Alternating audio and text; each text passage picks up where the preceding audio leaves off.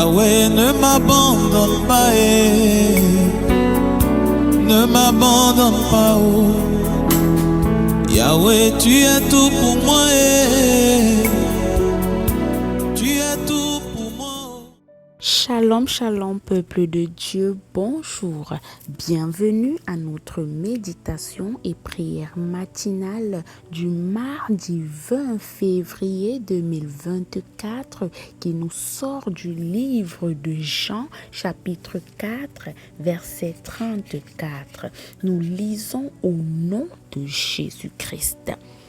Jésus leur dit: ma nourriture est de faire la volonté de celui qui m'a envoyé et d'accomplir son œuvre et de finir et d'achever et de terminer son œuvre. Bien-aimés, lorsque nous lisons ce verset dans d'autres versions, comme Darby par exemple, on remplace, n'est-ce pas, ma nourriture par ma viande. Bien-aimés, dans la version du Semeur, la parole dit: ce qui me nourrit, leur expliqua Jésus, c'est d'accomplir la volonté de celui qui m'a envoyé et de mener à bien l'œuvre qu'il m'a confiée. Bien-aimés, lorsque Jésus et ses disciples marchaient de lieu en lieu pour annoncer la parole de Dieu, à un moment, n'est-ce pas, ses disciples lui ont dit: mais Jésus, tu dois être fatigué, il faut que tu manges quelque chose. Mais Jésus leur a dit: ce n'est pas votre nourriture physique, charnelle qui me nourrit, mais c'est cette nourriture qui vient du ciel, qui vient tout droit, n'est-ce pas, du restaurant céleste, qui me nourrit et qui me maintient en vie. Et c'est cette nourriture la plus importante. Bien-aimés, lorsque nous remontons au verset 32, il dit: mais il leur dit, j'ai pour me nourrir un aliment que vous ne connaissez pas. Justement, cet aliment n'existe pas dans notre monde physique. Cet aliment n'existe dans aucun restaurant, n'est-ce pas, de ce monde. Cet aliment est dans le restaurant céleste où c'est Dieu lui-même, le cordon bleu. Bien-aimés, la Bible nous dit de travailler non pas pour la nourriture qui périt.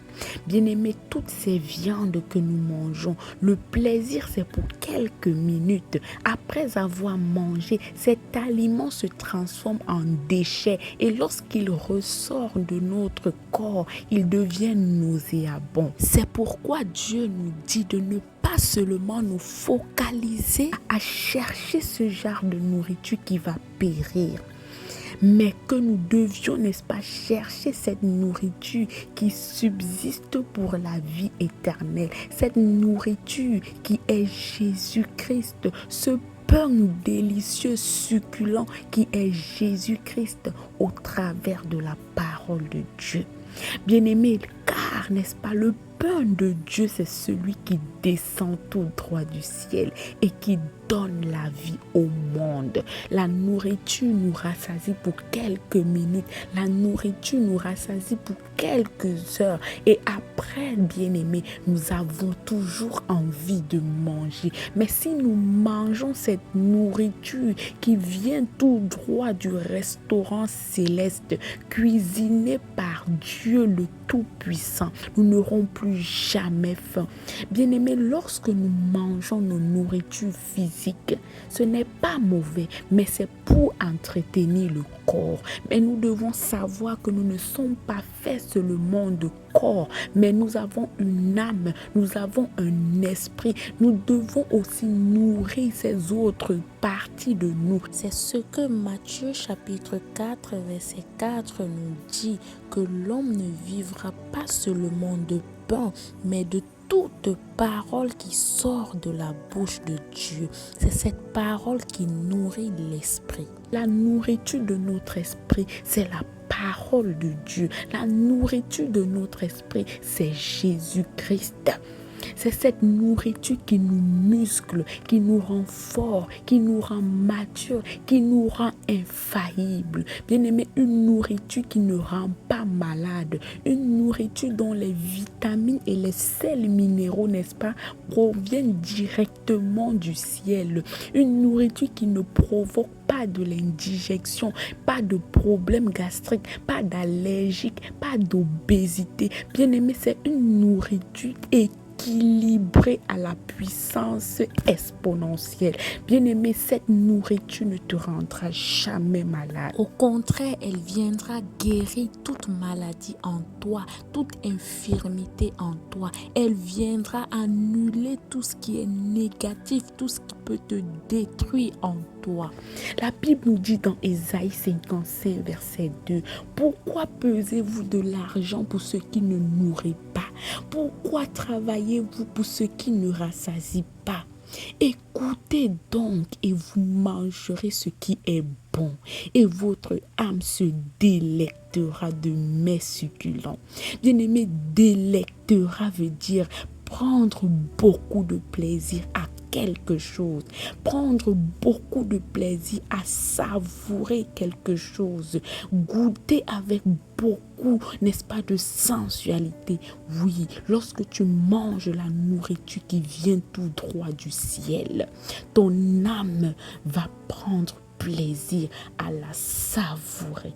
Bien-aimés, alimentons-nous de la parole de Dieu, lisons-la, écoutons-la, méditons-la et nous serons rassasiés non seulement dans notre esprit, mais dans notre âme et dans notre corps. Alléluia, nous allons prier. Oh Dieu de gloire, Papa, nous te rendons grâce, nous te disons encore merci parce que ce matin, tu nous sers un plat aussi délicieux, bien-aimé, un plat équilibré, rempli de vitamines célestes. Merci de nous nourrir aussi bien tous les matins. Merci parce que ta nourriture est bien plus que du pain, est bien plus que des œufs, est bien plus que de la viande. Papa, cette nourriture, c'est elle qui nous fortifie et qui nous rend inébranlables. Merci encore pour ce réveil matinal. Merci pour mon frère et ma soeur qui sont en santé par ta grâce. Papa, nous te confions cette journée. Veille sur nous, Papa. Préserve-nous de tout mal. Accompagne-nous sains et saufs partout où nous irons.